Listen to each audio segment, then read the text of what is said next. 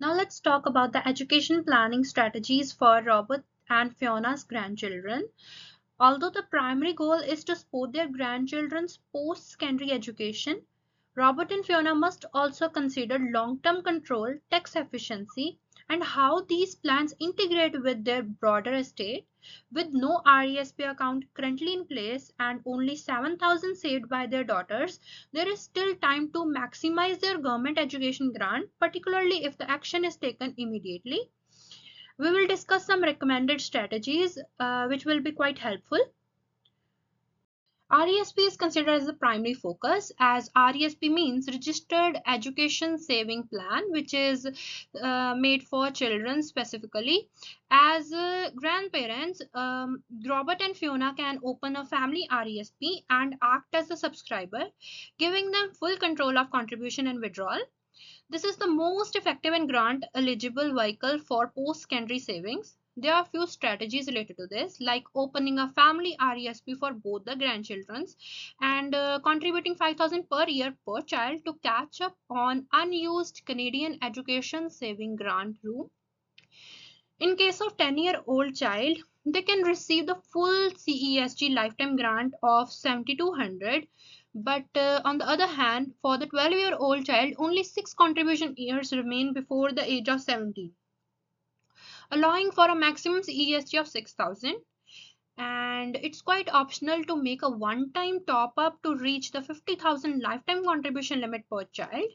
There are few estate planning notes which are quite helpful. Like if Robert or Fiona pass away and are the sole subscriber, the RESP could collapse unless a will exists with an appointed executor and the will includes an RESP clause.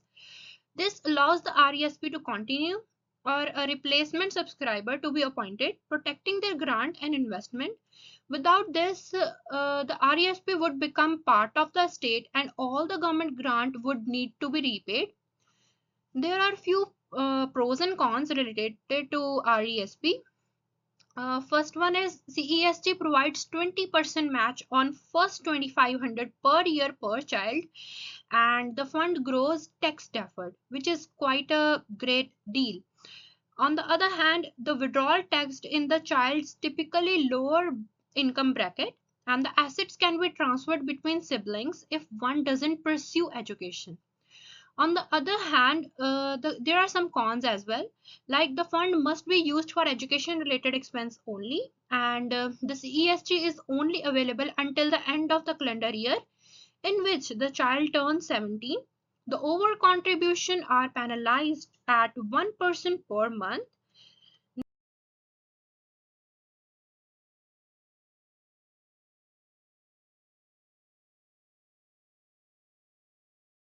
There are few supplementary options as well. The first one is TFSA, which means tax-free saving account. It is quite flexible and tax-free supplement. Robert and Fiona can also use their own TFSAs to save additional funds for education, especially after RESP limits are met. There are few strategies, like you have to contribute regularly to their own TFSA account. Earmark these funds for future education support. Name their grandchildren as TFSA beneficiaries in their will or account documentation to ensure the funds transfer tax-free upon their death. And the TFSA also has some merits and demerits. Like the first merit is tax-free growth and withdrawals, which is quite beneficial, and no age or usage restrictions are there, and it helps to reduce the estate value, which avoids the probate fees. Moreover, it has some demerits as well, like no government education grant is provided in this, and the gift must be managed carefully to ensure they are used for education purpose only. The interest account is the second supplementary option for additional flexibility.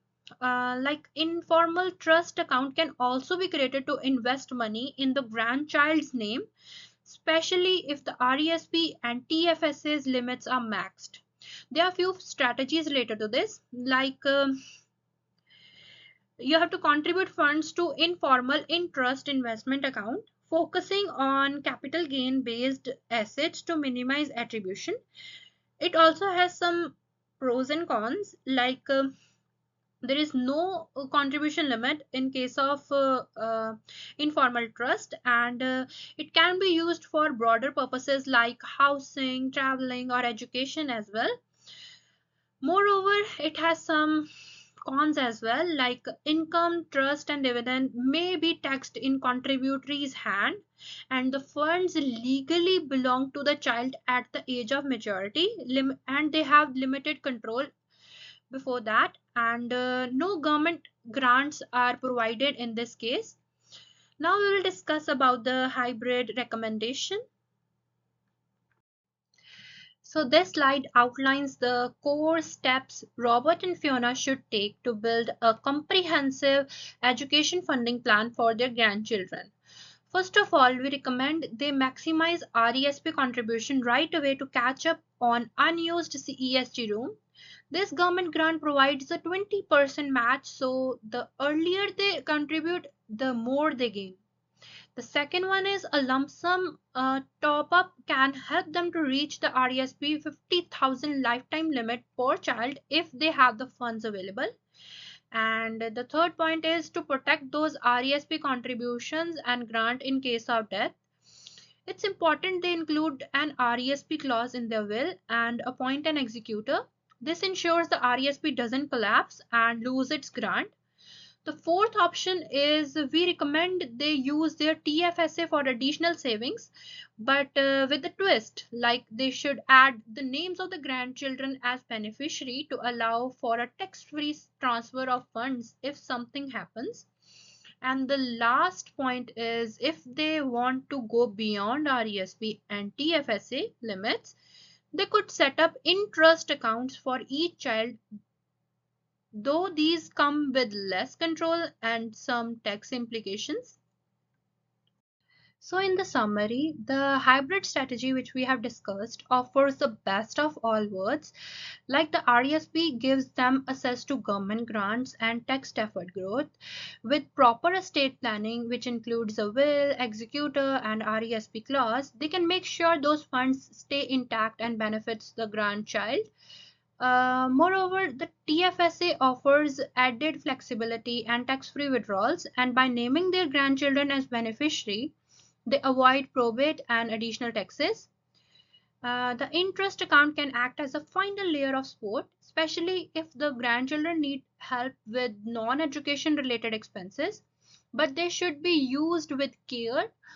Overall, this layer uh, plan allows Robert and Fiona to meet their financial goals and support their family education and do it all in a way that's smart for both a tax and a state perspective. There are few references as well which I have tapped with the PPT, which can be more helpful to understand the concept, and my colleague will continue the rest of the PPT.